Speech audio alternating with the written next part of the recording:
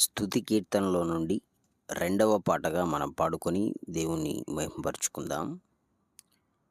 నీకంటే నీకంటే నమ్మదగిన దేవుడెవరయ్యా, నీవుంటే నాతో ఏ భయము లేదయ్యా.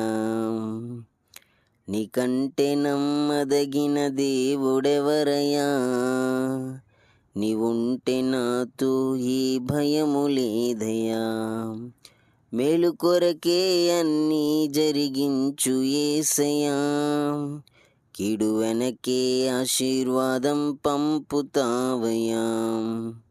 మేలు కొరకే అన్నీ జరిగించు యేసయ్యా, కీడు వెనకే ఆశీర్వాదం పంపుతావయ్యా.